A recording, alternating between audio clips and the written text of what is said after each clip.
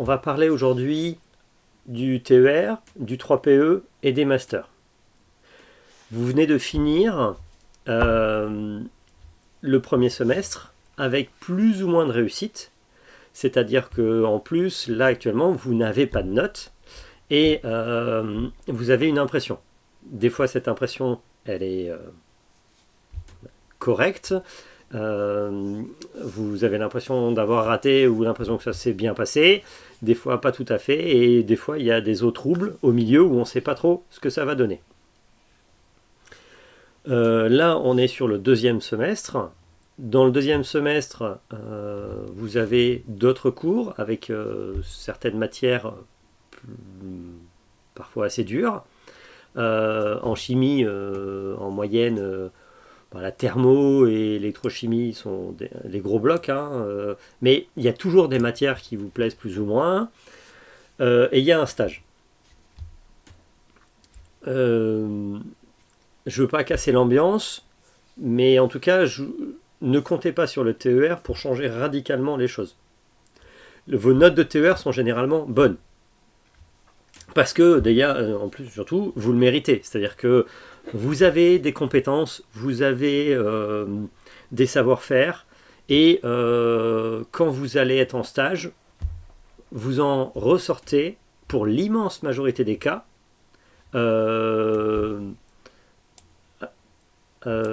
renforcé. Alors TER, ça veut dire en fait travail expérimental ou de recherche. En gros, c'est le stage. Vous allez passer à l'oral, normalement. Vous allez passer un écrit, faire un rapport écrit. Et là, c'est pareil.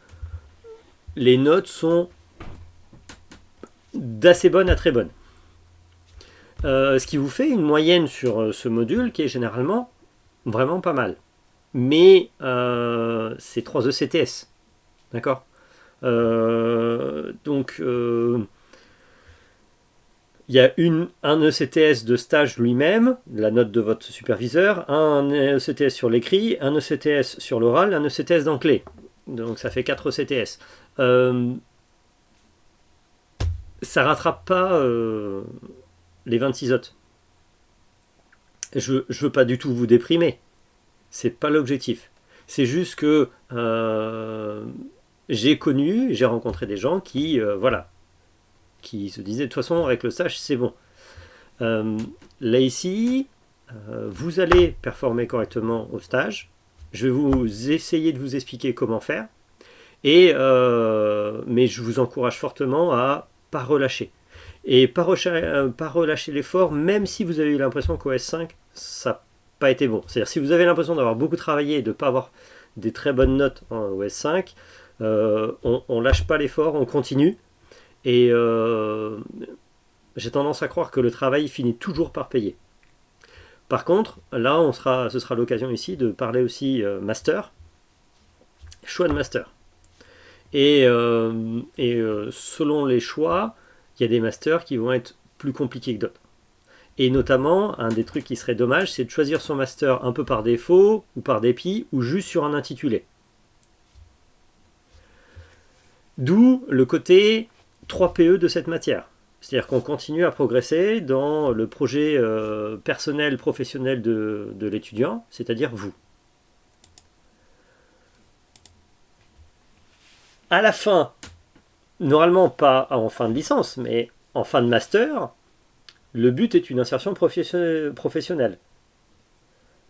Que ce soit en thèse, qui est une forme de contrat professionnalisant, ou dans une entreprise, votre formation, au-delà de faire de vous des citoyens réfléchis, avec une méthode de travail et un cerveau relativement bien fait, le but c'est quand même de rejoindre le monde professionnel. Monde professionnel, quand dans une formation universitaire, vous n'avez pas forcément toujours une connaissance intime, et qui surtout, notamment plus pour la chimie que pour la physique, a un côté assez sombre. Donc là j'ai choisi une représentation de 1900, c'est-à-dire on était vraiment dans, pas le summum, mais la fin du 19e siècle, c'est l'arrivée de grosses industries, avec des conditions de travail. C'est l'époque, par exemple, où on a Germinal, etc. C'est-à-dire, en fait, une condition ouvrière très dégradée, d'où, après, il va y avoir les premiers gouvernements socialistes en France, par exemple. Et cette image-là est très noir et blanc, avec des grandes cheminées. Voilà. Le monde professionnel, il n'est pas tout le temps comme ça. Par contre, tout le monde ne s'épanouit pas dans son travail. Je pense que quand on a un bac plus 5, qu'on a réfléchi, on est armé pour ne pas subir l'insertion dans le monde professionnel. Là, si jamais vous n'avez jamais vu Les temps modernes de Charlie Chaplin, je vous le conseille fortement. Alors par contre, lui, Charlie Chaplin, il va pour travailler, il fait du travail à la chaîne, du travail ouvrier. Justement, il y a toute une histoire là-dessus. Rentrer dans le monde professionnel, et bien justement, on va discuter un peu de ça sur la présentation. Comment se présenter un peu mieux, comment faire un peu mieux un CV ou une lettre de présentation, mais surtout aussi comment essayer de pister correctement des endroits qui vous correspondraient, que ce soit un master ou plus tard après des entreprises. Et vous êtes souvent, pour la moitié d'entre vous, en train de réfléchir à ce genre de choses.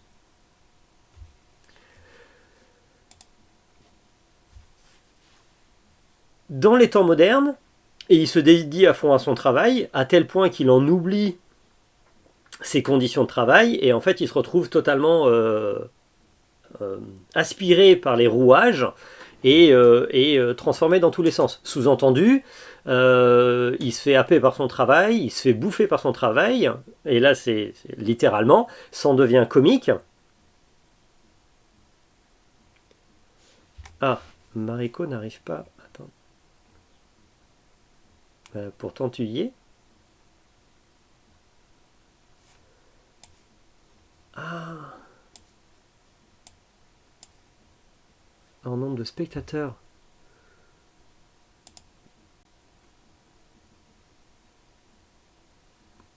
J'ai pas de limite officiellement. Il y a combien de personnes là?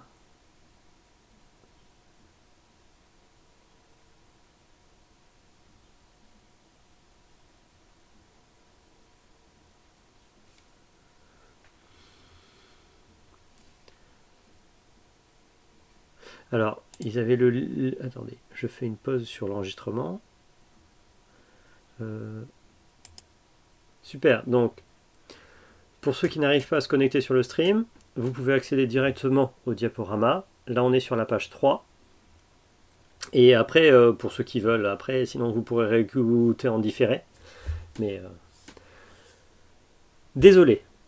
Donc là, en fait, dans le milieu professionnel, il va falloir rentrer. Il y a une énergie d'activation importante, c'est-à-dire que si on considère que c'est une réaction chimique, il y a une barrière énergétique. Trouver correctement les bonnes entreprises qui seraient susceptibles de vous accueillir, qui sont intéressées par votre profil, faire passer toutes les étapes de sélection, rentrer dedans. Une fois qu'on est dedans, s'épanouir et faire un bilan constant. Sous-entendu, un peu dans le stage, c'est ça qu'on attend de vous. C'est-à-dire que vous allez être pendant un petit moment dans une entreprise, dans un laboratoire, dans une structure, profitez d'y être pour observer ce qui s'y passe, pour essayer d'apprendre un peu les rouages, comment ça se passe. Moi je dis ça parce que notamment je suis chimiste théoricien, et j'ai déjà vu des étudiants qui viennent en stage avec moi sur ordinateur, et au final, à part moi et l'ordinateur, ils ont parlé à personne au bout d'un mois. D'où nous sommes officiellement en dehors de pandémie, mais en fait nous sommes quand même des animaux sociaux, et une entreprise, c'est un organisme, une association de personnes Certains travaillent en tant qu'auto-entrepreneur ou tout seul dans des petites boîtes, mais en règle générale, on a besoin de plusieurs compétences. Et c'est intéressant de voir un peu les structurations qui ne sont pas tout le temps pyramidales, mais qui ont justement comment ça marche, quels sont les parcours.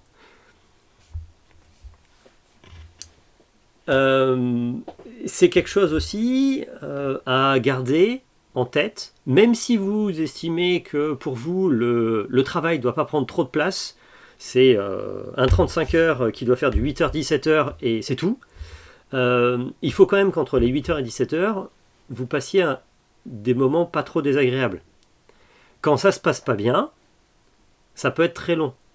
Mon père a terminé sa carrière, donc il était devenu charpentier, après être libraire et pizzaïolo. Et en fait, il s'est transformé, reformé, il est devenu charpentier, et dans sa dernière boîte, il était tombé à un moment donné sur 2 jeunes qui avaient estimé que il était plus lent, que ses rendements étaient pas bons, et que la boîte marchait, mais pas top. En fait, tous les jours, il lui rappelait qu'il était vieux, qu'il se blessait plus souvent. Et c'est vachement long, c'est insupportable. Ça mine en très peu de temps, on n'est pas heureux d'aller au travail, et ça devient vite insupportable. Et les premières fois qu'on a parlé, moi j'avais qu'une envie, c'est que les autres ils soient plus vieux et qu'un jour ça se venge, mais c'est pas la bonne solution. C'est-à-dire que l'environnement de travail, même si vous êtes sur le bon poste avec les bonnes compétences, malheureusement votre épanouissement va aussi dépendre des autres, probablement. Il y en a qui choisissent expressément par exemple des métiers en informatique ou des filières de formation en informatique pour ne pas voir les gens. Mais donc il y a des métiers un peu comme ça. Après, voilà, vous aurez parfois des supérieurs ou des personnes avec qui vous travaillerez où ça se passe moins bien. On reviendra là-dessus parce que la façon de recruter les gens en France, c'est un peu une porte ouverte à ce genre de travers. Les DRH ne prennent pas assez de temps pour prendre ça en compte. C'est-à-dire qu'il n'y a pas de... Les périodes d'essai, c'est vraiment vu, en gros, tu es testé. Alors que quelque part, c'est aussi à vous de voir si vous pouvez vous adapter au reste de la structure.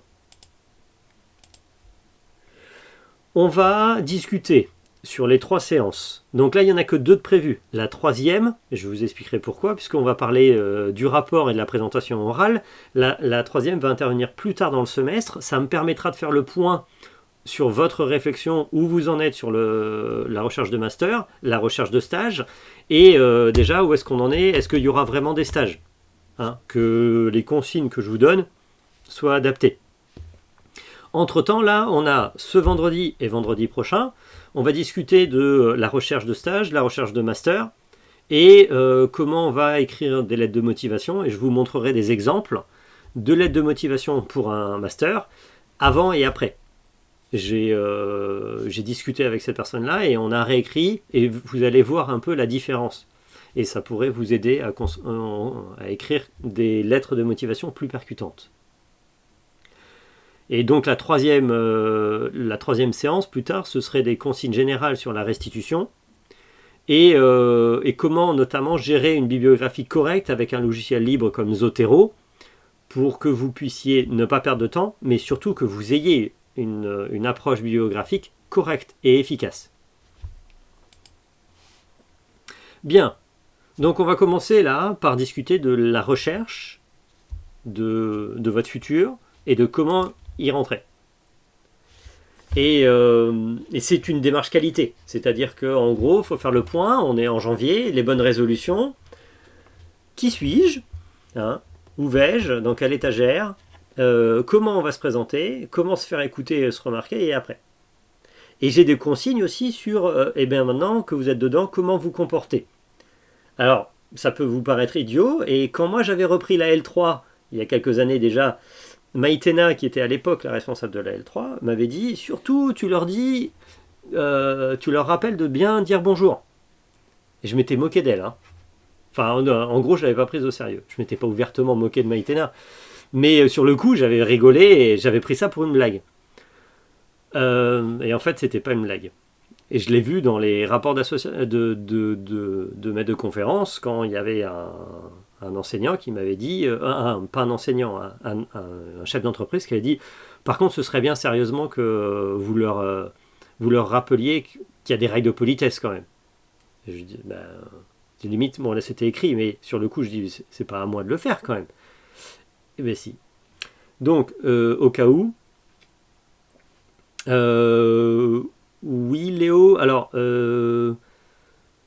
oui, enfin, bon, là aujourd'hui il n'y a pas de truc trop privé, on va dire. La deuxième, ça m'embête, il faudra qu'on trouve un moyen.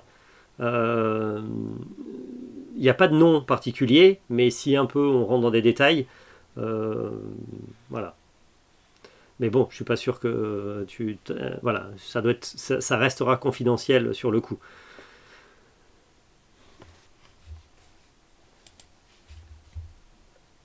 Avant même de faire un CV, avant même de discuter de ça, il faudrait prendre conscience d'où vous en êtes sur le parcours. Là, vous êtes sur une L3 généraliste. Vous avez des savoirs et des compétences. Par contre, pour l'instant, vous les connaissez sur une maquette avec des noms qui sont très scolaires, on va dire. Structure de la manière, etc. Vous verrez que, ou ceux qui vont par exemple sur LinkedIn pour regarder des anciens étudiants et qui voient les CV en ligne, vous voyez qu'ils mettent pas tiens, j'ai fait analyse spectroscopique et j'ai eu 15 sur 20. Il y aura analyse de spectre RMN, spectrométrie de masse. Donc la façon dont vous allez vous définir, c'est pas un CV, c'est pas des notes. Certes, comme Solène le dit, il faut quand même valider son année. Sinon, en fait, vous n'avez pas le diplôme. Et donc, vous n'avez pas le sésame pour pouvoir aller en master. Et mais bon, à moins que ce soit une vraie catastrophe, même si vous avez par exemple 8 ou 9 sur 20 au S5, il y a des rattrapages et potentiellement vous l'aurez au second en deuxième session. Ce qui complique les choses pour le master. Je ne vous dis pas le contraire. Mais l'important, ça va être... Voilà, j'y reviens après sur les masters. Mais en tout cas, là, sur la définition pour la recherche de ce qui vous intéresse, il ne faut pas chercher forcément sur les notes. Il faut chercher, ce qui vous a plu et ce que vous pensez avoir acquis comme compétence. Qu'est-ce qui vous intéresse? Qu'est-ce qui vous a motivé? Sur quelle matière? Et là-dedans, il y a quoi comme type de compétences? Et après, on va essayer de voir ce que les autres y recherchent. C'est-à-dire, quels sont les masters qui ont ça? Mais attention, dans les compétences, c'est pas toujours... je vais prendre par exemple l'analyse spectroscopique. Je vous ai entraîné à travailler sur des spectres. Vous avez donc travaillé sur la RMN de la masse. Donc, il y a des savoirs vraiment spécifiques à la spectroscopie. Mais je vous ai entraîné à de la méthode, à une façon de faire de l'ingénierie. En fait, c'était de l'induction. Et donc, est-ce que les méthodes inductives vous intéressent? C'est une compétence. Et donc, que ce soit de la physique, de la chimie, peu importe, si vous aimez ce genre d'approche, c'est une forme de gestion de l'ingénierie. À côté de ça, qu'est-ce qui vous définit aussi par ailleurs? Est-ce que vous voulez quelque chose en extérieur? Est-ce que vous voulez quelque chose qui est proche de la nature? Est-ce qu'il y a une éthique qui vous intéresse? Un exemple, c'était Nicolas Ledoux, qui était un ancien étudiant de L3, et notamment, effectivement, c'est probablement celui qui était le plus brillant en spectroscopie, le seul à terminer des examens de spectroscopie au bout de 20 minutes, quoi. Je l'ai vu se lever au bout de 20 minutes, et je rigole pas, hein, sur un examen qui devait faire 1h20, et que souvent vous trouvez déjà trop court. Il termine au bout de 20 minutes, il rend la copie et il se barre. Et il m'a dit, juste en partant, j'ai besoin d'aller cloper. Je dis, oh mon Dieu, c'est quoi cette catastrophe? Qu'est-ce que j'ai fait comme examen? Et en fait, il avait tout fini. Il a eu 20. Et donc, je vais le voir, et je lui dis, bah, super, bravo et tout. Il me dit, ouais, mais j'ai envie d'arrêter les études. Hein? Ben oui, parce que j'ai pas envie de travailler pour l'industrie pétrolière. J'ai pas envie de travailler pour l'industrie chimique, polluante, etc. Donc là, il y avait un conflit. Il était dans une approche en fait de la chimie, surtout pas de chimie organique, ça, il aimait pas ça, pas de synthèse. Il n'était pas très fan de la chimie théorique Il adorait la spectroscopie, mais il voyait pas trop ce qu'il voulait faire. Et puis il avait peur s'il devenait en fait analyste, c'est-à-dire quelqu'un qui serait dans un laboratoire en analyse, il avait peur de s'ennuyer. Il voulait tout arrêter. Louable. Par contre, je me suis permis de discuter avec lui qu'il avait une vision de l'industrie chimique là très noir et blanc. Et quand on va travailler pour l'industrie chimique, on ne travaille pas forcément pour Monsanto, ni pour Total. Vous avez des entreprises, il y a une transition énergétique qui est demandée en termes de société. Vous avez en fait des entreprises qui travaillent là-dessus. Et on peut tout à fait travailler sur des plus petites structures, des PME qui essayent de développer des choses qui changent l'approche. D'accord ? Récemment, j'ai encore entendu une chronique sur le fait que tous les bioplastiques, c'est du foutage de gueule. Il n'y en a aucun qui est réellement compostable. L'échelle de temps pour la décomposition naturelle de ces bioplastiques sont en fait ridiculement élevées, et donc dans un compost, ça ne marche pas. Que des composts industriels, et uniquement si on considère que c'est plutôt une fragmentation plus qu'une vraie décomposition. Et les fragments, eux, ils vont mettre encore plus de temps. Donc bref, en gros, c'est pas satisfaisant. Donc il y a une vraie démarche encore, une vraie possibilité, un vrai boulevard sur de l'ingénierie là-dessus. Au final, courant la L3, il vient me voir et puis il me dit, en fait, je vais partir en lumomate, ça m'intéresse, etc. Et pendant le master, il a un peu changé d'avis. Donc là-dessus, votre éthique, vous avez le droit d'essayer de quelque chose qui essaye de la mixer. Quand moi j'avais commencé, j'étais en L3 et j'ai redoublé ma L3, il n'y avait pas de 3PE du tout. Quand on m'a dit qu'il y avait de la chimie et de l'info en même temps, c'est fou ça. En fait, j'ai le droit d'allier et la chimie et l'info dans un métier, c'est cool. Il y a 4 ans peut-être, il y a un étudiant qui vient me voir en L3 et qui me dit, moi j'aimerais bien faire du commerce, mais ça m'embête de tout arrêter. Et en fait, on a recherché et il y a des filières de commerce scientifique, puisque les boîtes qui vendent des appareils scientifiques, ils ont besoin de commerciaux qui savent parler science, parce que s'ils disent des grosses conneries, ils ne sont pas crédibles, et ils n'arriveront pas à vendre leurs produits. Et il faut un certain niveau de compétence. Donc des fois, il y a des choses que vous ne soupçonnez pas, mais c'est pas forcément facile de trouver. Après, on terminera un peu plus tard là sur le choix du master et de où. Maintenant, on va imaginer que vous êtes en train vous avez une liste potentielle de candidats, d'accueil de stage, d'entreprise, de master.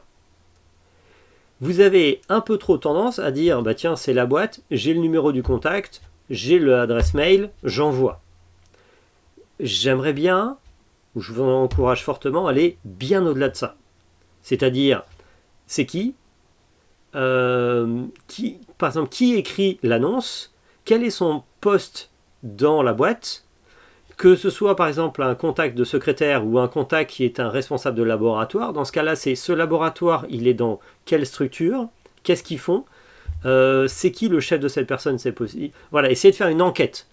Qui est-ce, où est-ce. Pour un master, la question essentielle, c'est qui va me sélectionner? Quel est le jury qui s'occupe de ça? Vous avez certainement le responsable du master, de M1 et de M2 parfois. Vous avez aussi des fois des assesseurs. Mais dans certains masters, avec très gros effectifs ou parisiens, s'il faut, c'est que du secrétariat. Et dans ce cas-là, c'est uniquement sur la taille du CV. Dans ce cas-là, si votre relevé de notes il n'est pas top, s'il faut, la personne ne va même pas lire la lettre de motivation. Donc tout ça, c'est vraiment à prendre en compte. Comment je vais pouvoir savoir qui est-ce qui gère? C'est pas toujours facile. Donc, ce que vous pouvez faire, si vous avez pisté, vous avez des doutes, et je vais vous montrer un peu comment faire de la biblio, vous pouvez écrire au responsable de master, au secrétariat. Sachant que c'est un peu comme pour les stages, hein, y a une tendance actuellement à ne pas répondre. C'est-à-dire que malheureusement, plutôt que de dire merci, mais là, voilà, en fait, le mail va partir un peu à la poubelle. Et c'est vrai qu'on est tellement submergé de mails que ça en devient insupportable. Des fois j'oublie même de vous répondre. Et quand je reçois 85 mails par jour, voilà. Au bout d'un moment, tu dis ah oui, mince, alors attends, ce matin. Dans ce master-là, qu'est-ce qu'il cherche? Alors, en règle générale, un responsable de master, il cherche quelqu'un qui va réussir. C'est-à-dire qu'il correspond à un profil, à des attendus, et il va surtout s'en sortir. Il n'y a pas de redoublement en master. C'est assez mal vu. En M1, à la limite, on pourrait voir, ça dépend sur certains... voilà, pour certaines raisons. Mais par exemple, en M2, on ne redouble pas son master. Donc, il faut choisir un master qui correspond. Et attention, le niveau de difficulté d'un master n'est pas toujours supérieur à celui de la L3. Si on ne valide pas son M2, il y a des chances qu'on vous dise que la réinscription n'est pas possible. Donc, quelque part, c'est bon, ben merci d'être venu. Tu peux dire que tu as l'équivalent. Alors, ça s'anticipe. Hein. Quand on a ce genre de cas, si ça n'a pas été détecté en M1, il y a plusieurs possibilités. Hein, puisque tu dis, ah tiens, je me fais virer du M2, c'est pas cool. C'est là où justement on va parler de différentes situations. Il y a certains masters parisiens où le M1, en fait, c'est une garde-tri. C'est-à-dire on a quelque chose qui est commun. Il n'y a pas que là, hein, à Bordeaux, enfin dans certaines grosses villes, les M1 en fait sont communs à plusieurs parcours. Et dans ce cas-là, on peut voir effectivement des choses qui sont différentes. C'est-à-dire un M1 très généraliste et puis un M2 qui se spécialise et qui ne vous correspond pas. Mais après, ça c'est très vite. Et souvent d'ailleurs, quand vous êtes sur quelque chose de commun, le M1 commun, vous réussissez moins bien. C'est vraiment, dans ce cas-là, vous êtes un peu dans le prolongement de la L3 SPC, que ce soit en physique ou en chimie. Vous avez un peu de tout et ça ne correspond pas à tout le monde. Il y en a qui, normalement, vous atteignez un moment où vous voulez bien plutôt que les matières qui vous intéressent. Vous avez commencé à choisir un profil.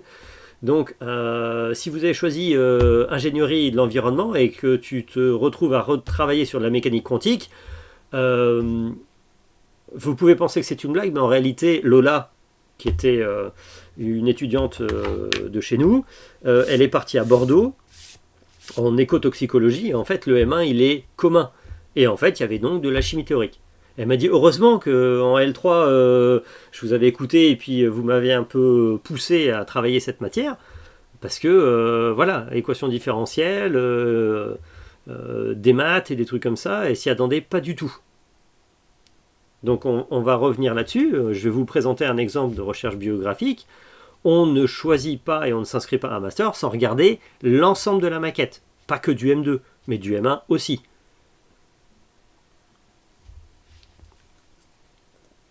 Quand on a fait ça, vous avez déjà une bien meilleure visibilité sur ce qu'ils veulent. Et si vous correspondez. Si vous savez que vous ne correspondez pas, vous êtes en train de jouer à la loterie et ça ne va pas le faire. Moi, je pars du principe que vous allez accorder ce qu'ils attendent avec ce que vous êtes. D'accord?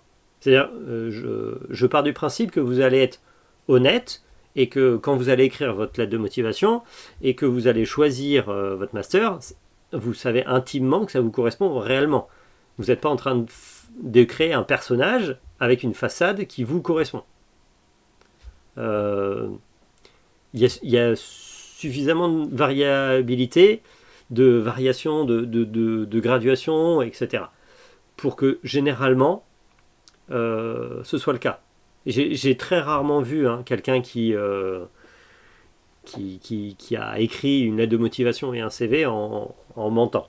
Des fois, vous enjolivez, Mais il n'y a pas forcément besoin. Alors, je fais un point. Donc là, c'est plus de la chimie.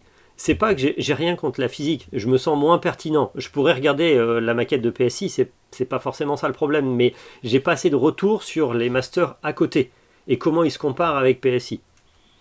Donc, par contre, j'aimerais bien que les physiciens n'aient pas l'impression que je parle co-chimiste.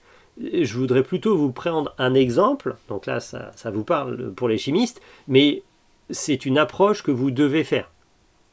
Vous avez des masters sur Angers. Vous avez des masters juste à côté, Nantes, Rennes, et vous avez des masters, il y a Le Mans aussi, plus loin, en France.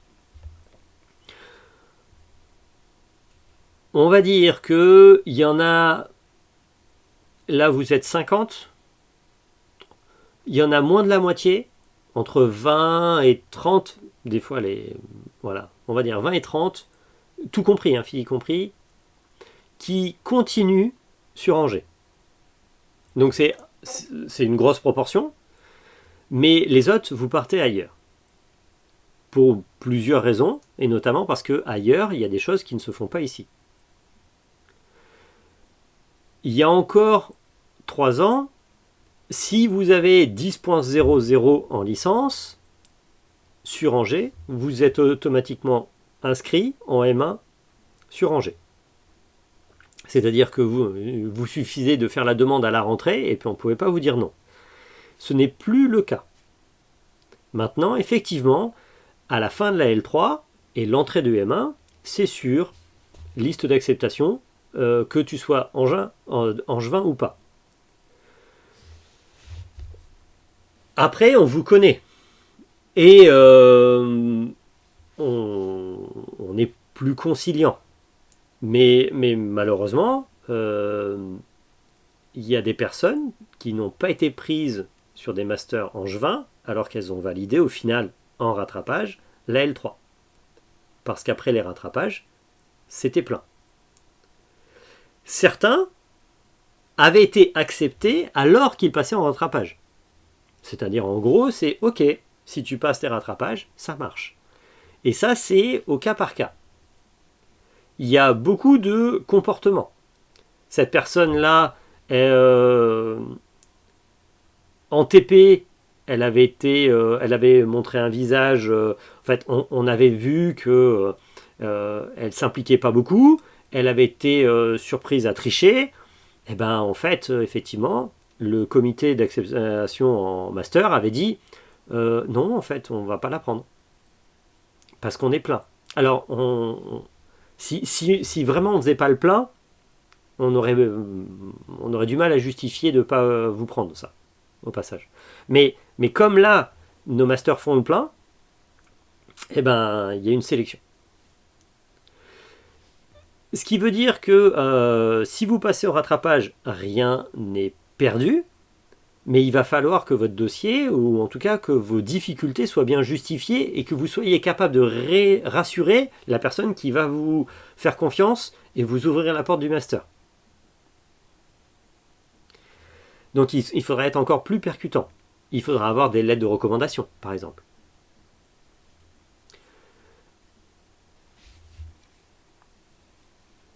Je vais faire un alt tab, je vais vous montrer ce qu'il faut faire quand on va faire une recherche. Non. Là. Vous allez par exemple chercher le master Sciences et ingénierie de l'environnement. Dans les premières pages, vous devriez tomber sur le site d'explication de la formation.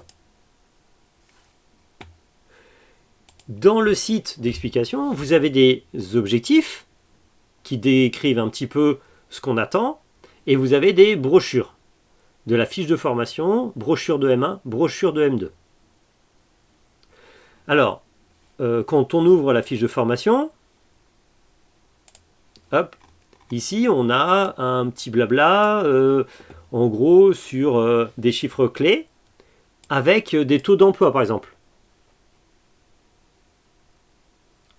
Ah oui, alors pour ceux qui nous regardent à côté, ah ben non, mais là, par contre, ça marche pas, puisque là, c'est pas sur la diapo.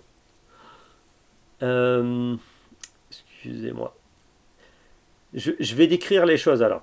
Parce que effectivement, ben, si tu vas sur le lien Léo Solène, tu peux cliquer sur le Twitch qui t'amènera sur une passerelle où tu pourras suivre en direct. Parce qu'effectivement, je ne, suis- je ne suis plus sur le diaporama. Je voulais montrer en direct ce que vous pouvez faire si vous faites une recherche sur un moteur de recherche. Les plaquettes de formation, là ici, il y a des chiffres d'insertion par exemple. Alors quand, etc., je vais vous montrer, on va essayer de les retrouver. Vous avez le contact de scolarité et vous avez les responsables de formation. Donc normalement, le responsable de Master 1, ou la responsable, hein, cette personne-là, c'est la personne la plus à même à être contactée pour lui demander si vous correspondez au profil. Et en tout cas, elle sera certainement impliquée dans le choix de votre acceptation ou pas en master. On a des objectifs. Souvent, ils expliquent un petit peu quel type de formation on parle, quel public viser. Et là, si par exemple vous voyez licence de chimie, ça vous convient. Si vous avez fait physique-chimie, L3 SPC, ça vous convient. De manière générale, vous pouvez émarger dans tout ce qui est licence de chimie. Si vous voyez que c'est marqué licence de chimie des polymères, ça semble très spécifique, et vous n'avez pas fait vraiment de polymères, à quel point c'est nécessaire pour ce que vous faites. Là ici, par exemple, en physique, c'est physique et application, donc c'est plutôt de la physique appliquée, mais de façon assez générale. Même si le master sur Angers, c'est plutôt sur la partie des ondes, etc., votre licence, elle vous laisse suffisamment de polyvalence pour pouvoir répondre présent dans des masters qui seraient sur de l'astrophysique, etc. Puis vous avez le programme des 4 semestres. Si jamais vous n'avez que la partie semestre 3, semestre 4, ou si vous voyez que semestre 1, semestre 2, c'est que vous avez une maquette que de la M2. Ça veut dire que peut-être le M1, il est général. Et dans ce cas-là, il faudrait regarder ça plus en détail. Ici, dès le semestre 1, on voit quoi? Chimie et pollution des milieux aquatiques. Chimie appliquée au développement durable. Cinétique, réacteur, catalyse pour la dépollution. Hydraulique générale. Technique, communication, conduite de projet. Management, anglais. Et là, on voit qu'il n'y a que de la chimie appliquée, par exemple, à la chimie de l'eau, à la chimie verte, à de l'hydraulique et au traitement de l'eau. On n'est clairement pas sur un master de chimie générale.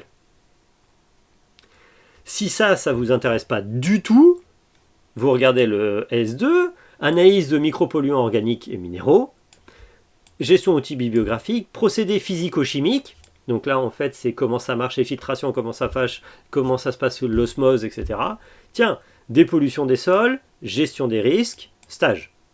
Là vous avez une analyse assez fine, et vous pourrez comparer d'ailleurs avec d'autres masters de chimie de l'environnement. Peut-être ils s'appellent différemment, mais peut-être qu'ils n'ont qu'une seule matière de différent. Alors cette matière, elle peut être super importante. J'en parlais avec les CE là hier. Il y a 2 de votre collègues qui sont partis à Brest sur de l'ingénierie de l'environnement, mais pour les milieux marins. Parce qu'à Brest, il y a une filière pour ça, et il y a beaucoup de matières communes. Mais n'empêche qu'il y a 2 blocs sur la chimie des milieux marins et leur écologie qui sont propres et qui sont des compétences, on va dire même essentielles pour après l'insertion qu'ils avaient en tête. Mais 2 matières, ça pourrait se rattraper aussi. C'est-à-dire que si vous voulez absolument un master là et que vous ne serez pas pris, à quel point un master qui lui ressemble à 90% ne vous permettrait pas d'arriver au final à bon port. Sachant que vous commencez à être grand, vous pourriez tout à fait lire des livres et vous former à côté. Et aussi, n'oubliez pas qu'à chaque fois, les employeurs, quand on avait fait ça, pour ceux qui ont fait le 3PE et qui ont écouté des métiers, combien de fois on entendait le fait qu'ils ont été recrutés sur leur stage. Donc c'est pas tant le fait d'avoir ou pas une matière que d'avoir réussi une insertion et un stage dans une entreprise avec les compétences et le profil métier que vous voulez. Ce qui veut dire que, par exemple, si vous êtes intéressé dans la formulation, des masters en formulation, il y en a plein. Il y en a qui sont spécialisés cosmétiques. Il y en a qui sont spécialisés formulation des médicaments, arômes et parfums, etc. Parfois, celui que vous voulez, il n'y est pas exact, mais il y en a un qui lui ressemble beaucoup. Les matières ressemblent beaucoup, et certes, il manque 2-3 petits points. Et bien, à la limite, vous compenserez avec un stage que vous recherchez là-dedans. Et un métier qui se ressemble à 90%, et qui ne travaille pas forcément dans les parfums, mais dont tout le reste ça ressemble, finalement, peut-être que vous pourriez vous y épanouir. J'ai pas de réponse définitive, ça dépendra de chacun. Ce que je voudrais, moi, c'est que vous preniez le temps de le faire sérieusement. Et sans forcément stresser. Si vous n'avez pas le master que vous voulez, je pense qu'il y a quand même moyen de travailler sur des choses similaires et de pouvoir vous épanouir. C'est ça aussi que je voulais dire. Donc là, ici, vous avez la maquette. C'est bien, sauf que la personne qui a écrit la maquette, c'est la personne qui est de l'université, c'est le responsable, c'est la scolarité, c'est la communication. Vous pouvez aller regarder, donc plutôt que de regarder juste ça, quand vous avez l'intitulé du master, vous allez chercher, vous rajoutez le mot HCERS. Ça veut dire Haute Commission à l'enseignement et à l'évaluation de la recherche et de l'enseignement supérieur. Haut comité, ou haute commission, je ne sais plus, haut comité, bref. En gros, c'est des personnes qui s'occupent de passer périodiquement dans toutes les formations de toutes les facs et de donner leur avis. Donc c'est un avis extérieur. Alors des fois,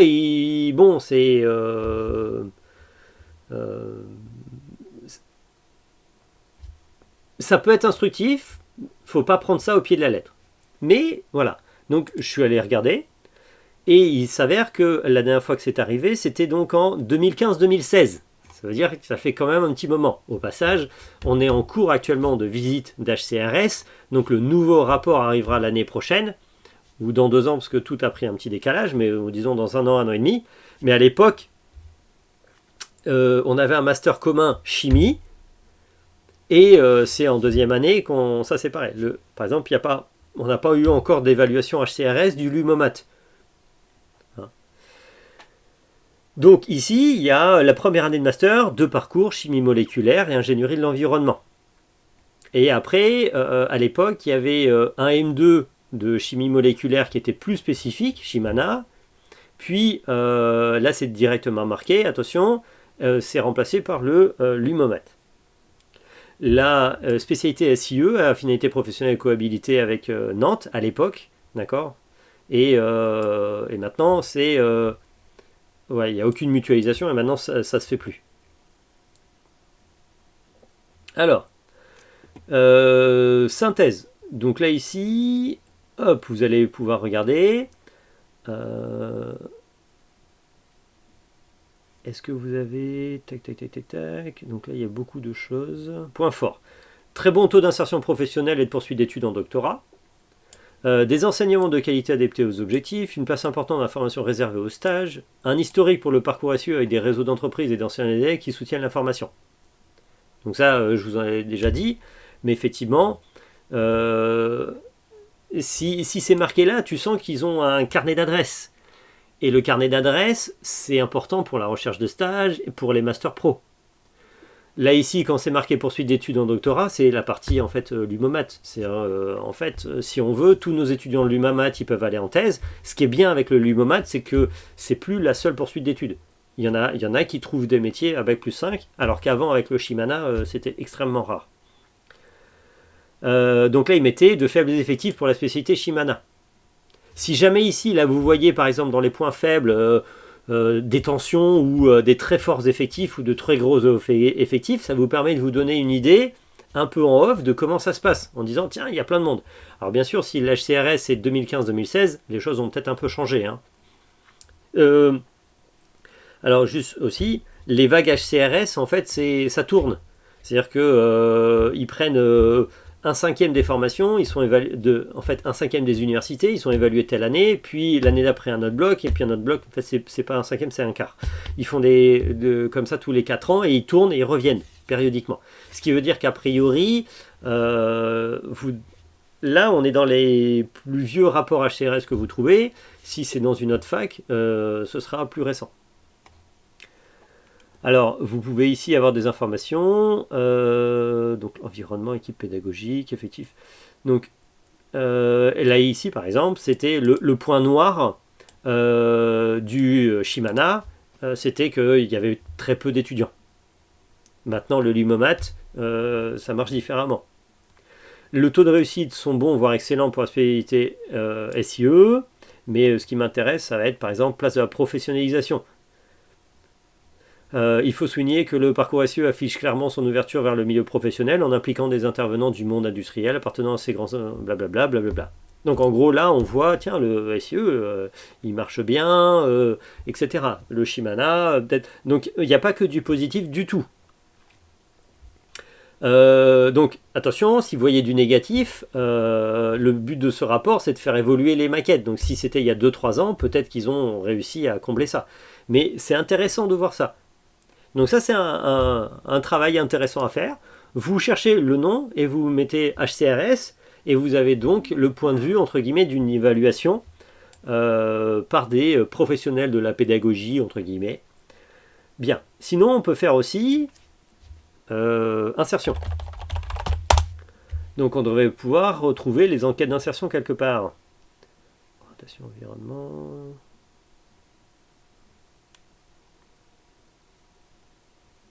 Alors, sur le site de la fac, il y a ou pas?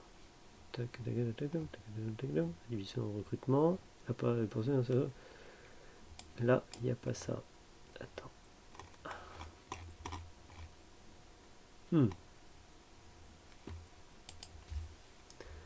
Ce qui est drôle, c'est que des fois... Enquête, insertion. Hop, on va mettre enquête, insertion.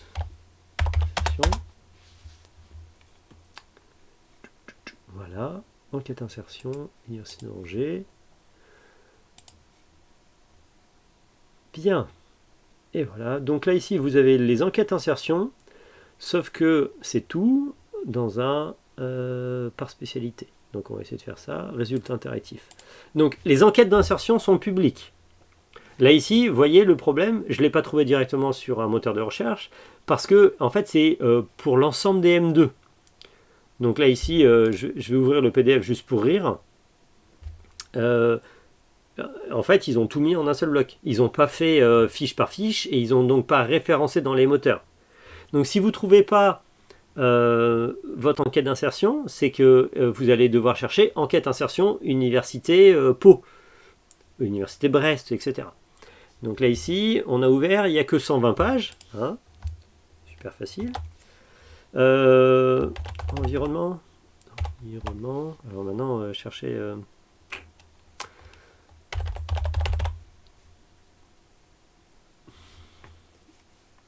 Chimie.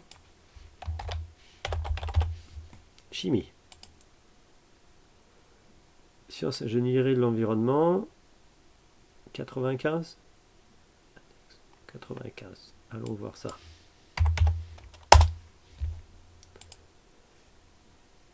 Droit, économie, gestion. Ok. Donc, hop là. On est sur 93. 94. Voilà. Donc le SIE est juste après droit, économie, gestion. Logique. Situation professionnelle au 1er décembre 2019 pour des promotions 2016-2017. Ça veut dire en fait, donc en termes d'enquête d'insertion, on retrouve généralement après 6 mois, après 18 mois, ouais c'est ça. Ce qui veut dire que 6 mois c'est...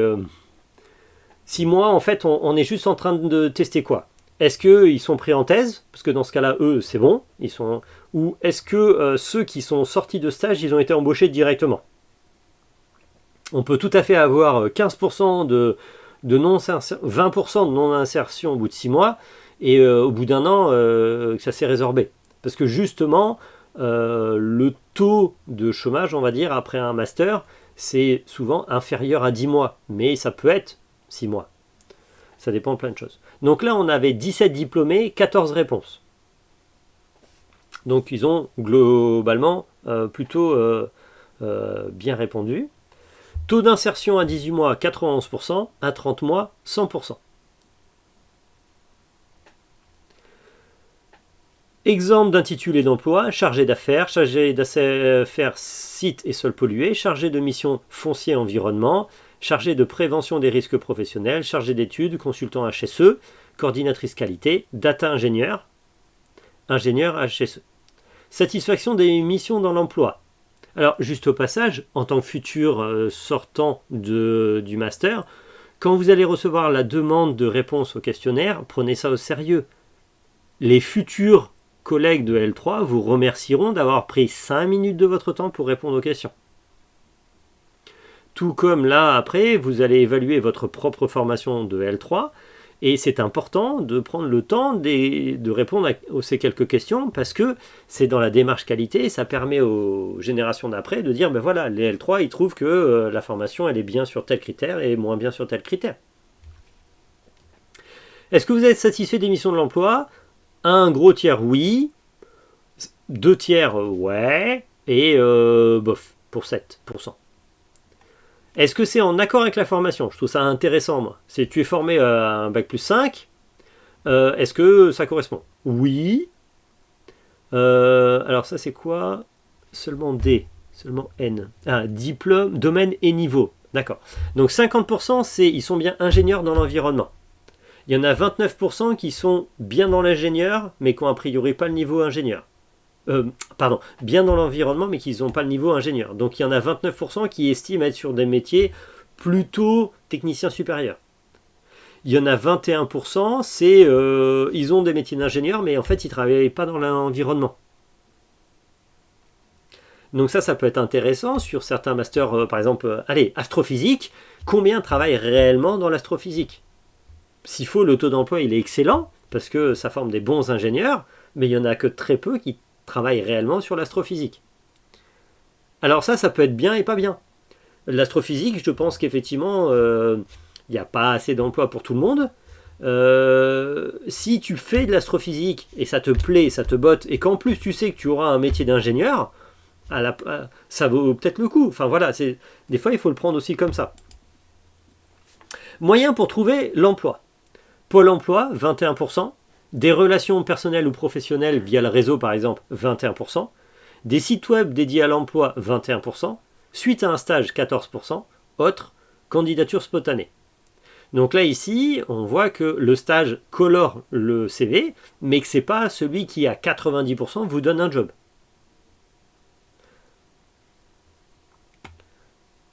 En gros, là, ça fait 2. Et là, ça fait 3. 3, 3, 3, 2, 1, 1. Voilà.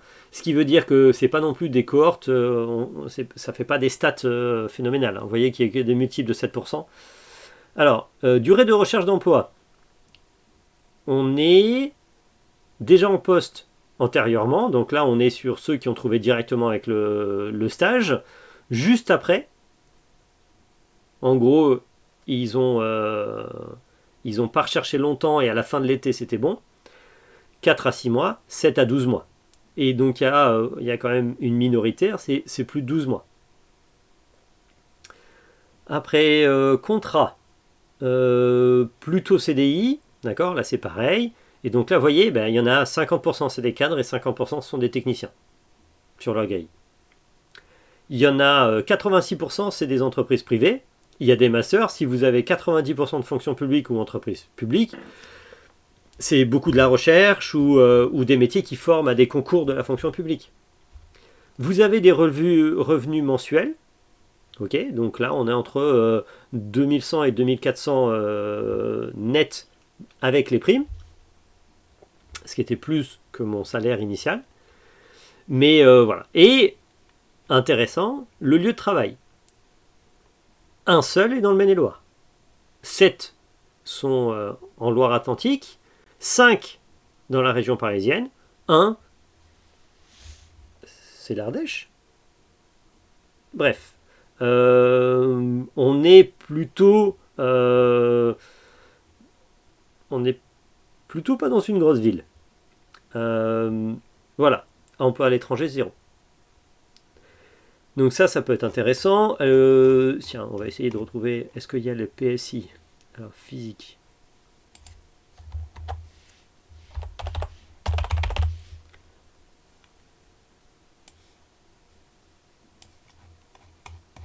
Alors celui de physique, comme il est M1, M2, il est chapeauté où? Correspondance actuelle, mention diplôme. Pas physique.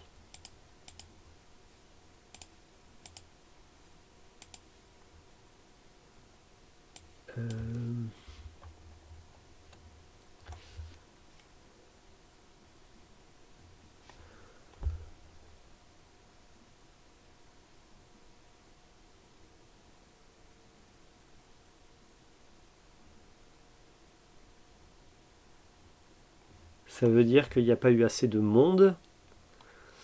Il ne dépasse pas la cohorte et il n'y a pas assez de réponses. Donc les données sont obligatoires à la condition qu'il y ait suffisamment de monde pour répondre.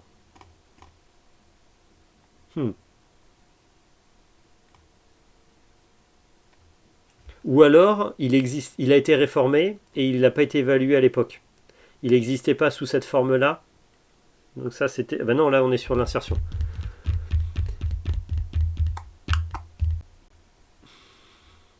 Je ne peux pas vous dire.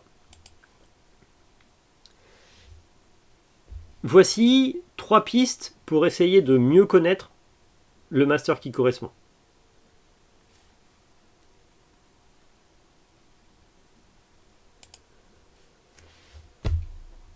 À partir de là,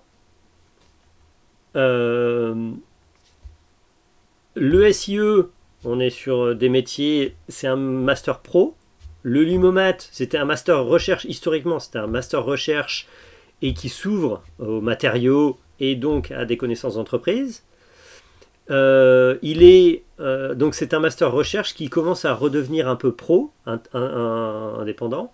Il y a un truc qui est intéressant, c'est de regarder ceux qui y sont par exemple en alternance. Maintenant le SIE, le PSI et le Lumomat sont en M2 SIE. Mon Dieu. En alternance. Ça veut dire qu'ils ont des contacts avec les milieux d'entreprise, le monde socio-économique. Alors je ne veux pas vous cacher que cette année, il y en a 0 en Lumomat. On a déjà eu 2, déjà, hein, mais là, cette année, il y en a 0. Il y en a 8 en SIE et il y en a 2 en PSI. Et les 2 en PSI, c'est les CMI. On sent qu'historiquement, le SIE a un tissu de relations industrielles et du monde socio-économique qui est fort. Si jamais vous voyez qu'il est en alternance, ça vaut le coup aussi d'essayer de connaître les chiffres. Donc là, malheureusement, tout n'est pas publié. Et il faut demander aux responsables de M1 ou de M2 et c'est au bon vouloir de leur réponse. Mais si quelqu'un dit nous on a 12 alternants tout le temps, je suis allé évaluer un CMI à Strasbourg et ils ont sur un M2 ils avaient tout le temps plus d'une dizaine d'alternants. Et en fait, eux, ils pouvaient assurer le fait qu'ils allaient trouver des stages en entreprise sur les gens, etc. Ils avaient vraiment des contacts très récurrents tout le temps. N'empêche que le fait que le Master 2 existe en alternance veut dire qu'ils ont eu suffisamment de contacts et qu'ils ont de temps en temps suffisamment de contacts pour mériter de faire tout ce dossier-là. passer dans une filière en alternance, ça veut dire que à la région, ils ont estimé que c'était pertinent. Et que l'entreprise, etc., a trouvé que c'était pertinent. Dans la partie proche, si on voit, comment on fait pour se renseigner sur les entreprises du coin qui peuvent correspondre? Ça, c'est une très bonne question. Il y a des masters. Alors, parlons de ça, tiens, par exemple pour Solène. Alors, non, c'est pas une filière pour Solène. C'est que Solène s'inquiète de son avenir. Et si jamais ça se passe vraiment pas bien, il est possible de valoriser sa L3 et d'aller chercher une L3 Pro. Ou d'une formation qui peut être différente. Alors là, c'est pareil, je ne veux pas en faire forcément de la pub, je veux juste vous expliquer que ça existe. Vous avez sur Angers le CNAM, donc c'est un institut privé. Bon, on verra, on ne sait pas ce qui va arriver de Solène cette année, mais c'est pas ça le truc, c'est que si jamais vous pensez que la L3, vous avez atteint vos limites, surtout que vous en avez marre du système universitaire, et que vous ne voulez pas redoubler, et que les masters, il n'y en a aucun qui semble vous correspondre. Il existe en France des formations de L3 Pro, qui ne sont pas forcément d'ailleurs universitaires, et vous avez des formations professionnalisantes qui ne sont pas des masters. Alors attention, dans ce cas-là, à la fin, vous n'avez pas un master, et vous n'avez pas une école d'ingé non plus. Je vais donc montrer un exemple, c'est par exemple le CNAM. Alors, hop, j'avais pas prévu, mais...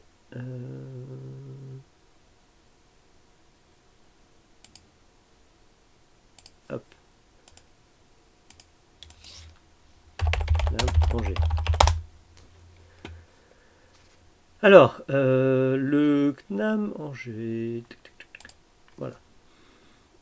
Alors, le CNAM, c'est le Conservatoire National des Arts et Métiers. Attention, historiquement, il y a un lien avec l'école des arts et métiers, dont il y a une antenne sur Angers, hein, les Gazards.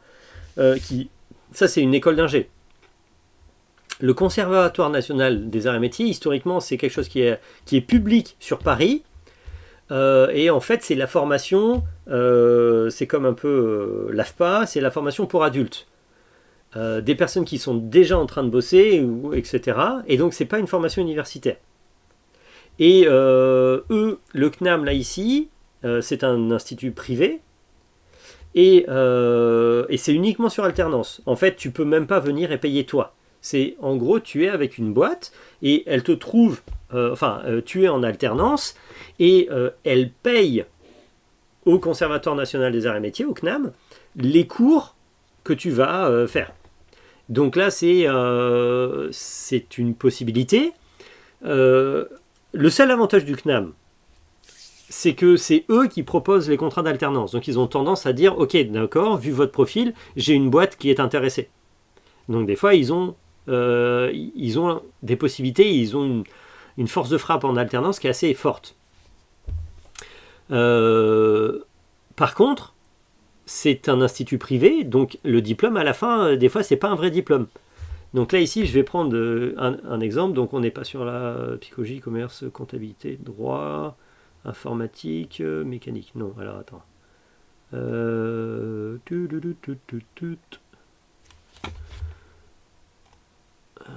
Ils mettent ça où?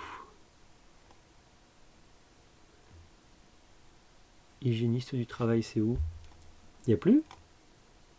CNAM Pays de la Loire.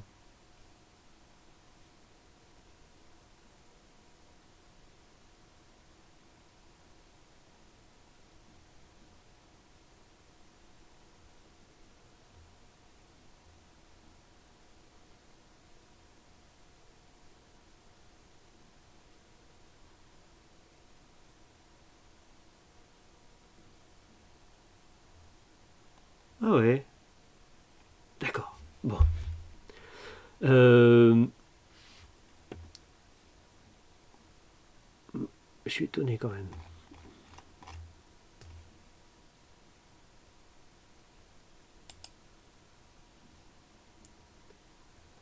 Bon. Il y a toujours hygiéniste, ils ont...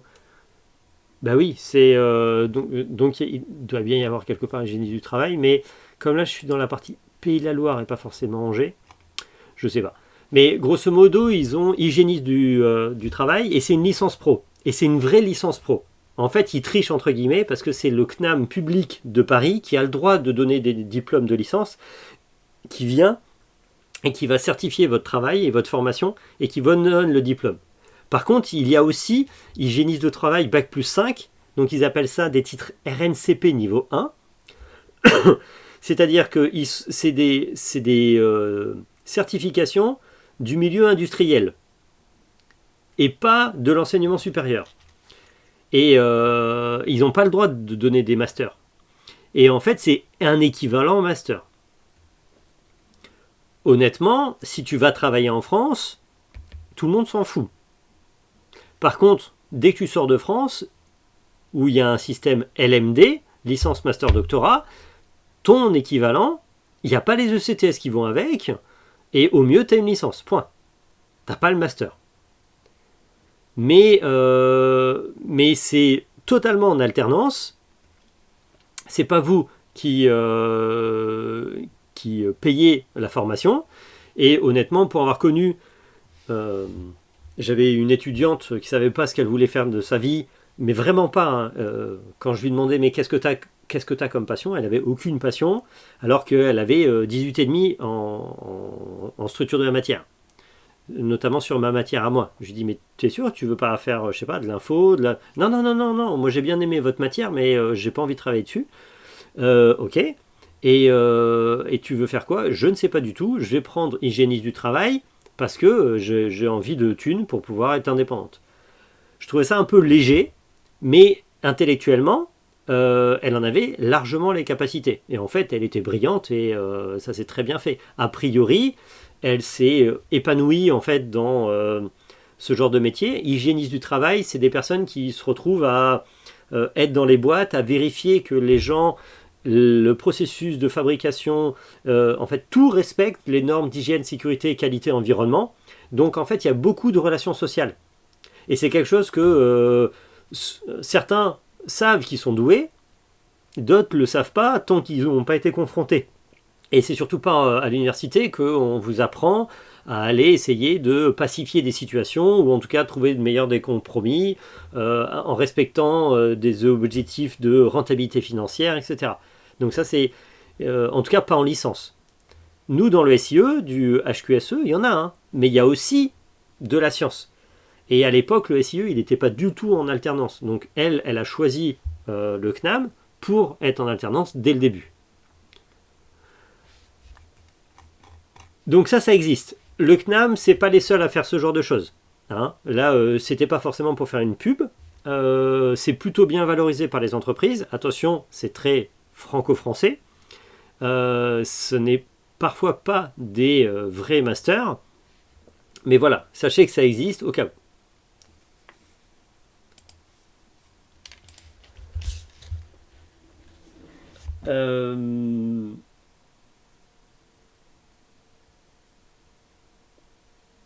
Je termine très rapidement sur une partie CV lettre de motivation, mais en fait on connaîtra ça. Alors attendez, je vérifie.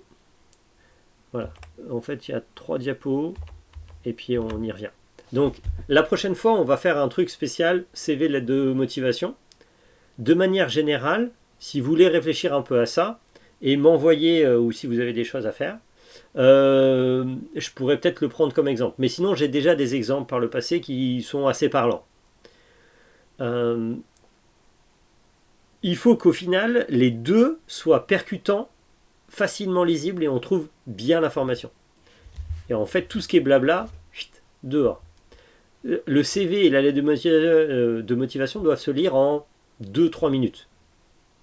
Et en fait, il faut qu'ils soient totalement adaptés à ce que vous allez rechercher. C'est-à-dire que si vous avez pisté des postes de technicien en analyse, vous devez écrire votre CV pour mettre en avant vos capacités comme technicien en analyse. Donc en réalité, vous n'avez pas un CV, vous avez un CV par objectif.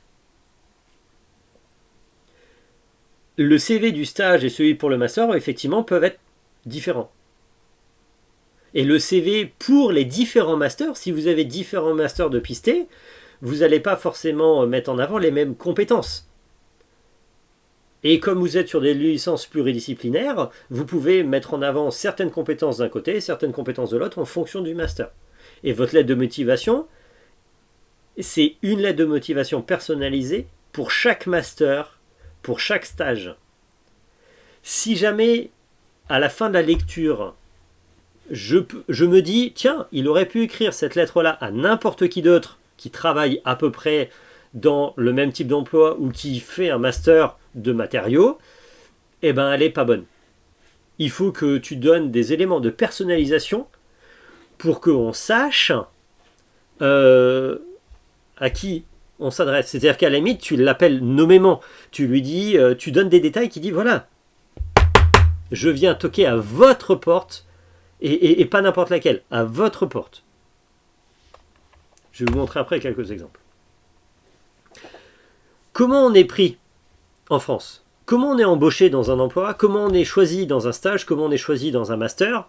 Ça se fait souvent à la va-vite, trop rapidement et par trop peu de personnes.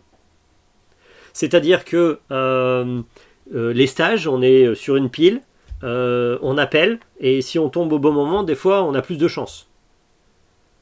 Après, il y a un autre truc aussi que j'ai déjà vu, notamment en SIE.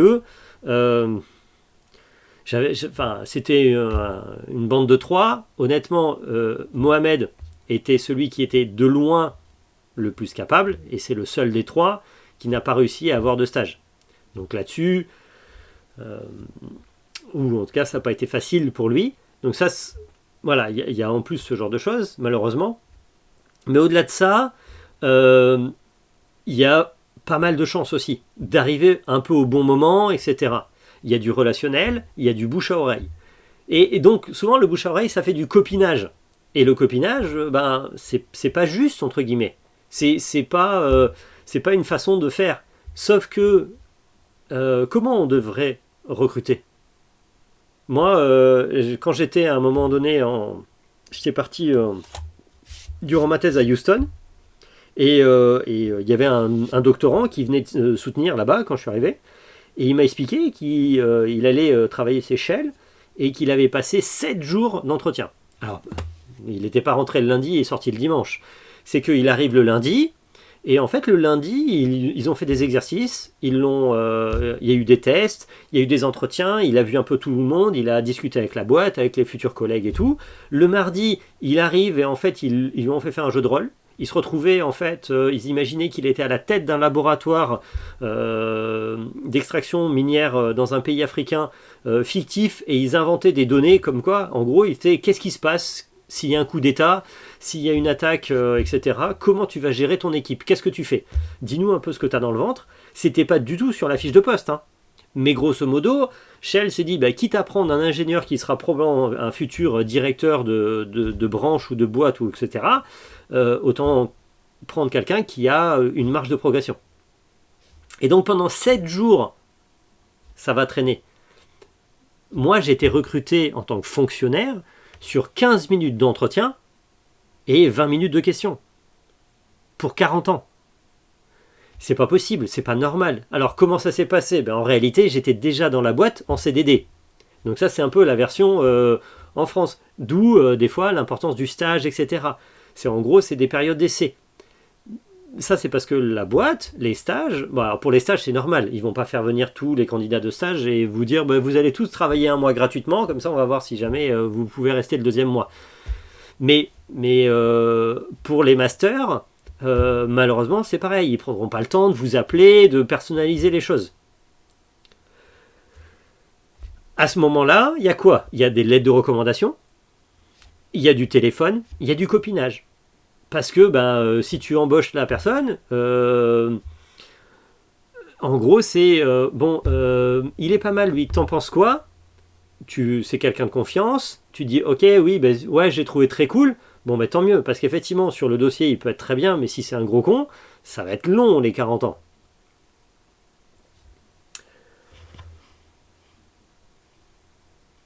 Quand vous savez pas qui traite le dossier, c'est embêtant. C'est pour ça qu'il faut vraiment faire le tour pour savoir qui va s'occuper de choisir les stages.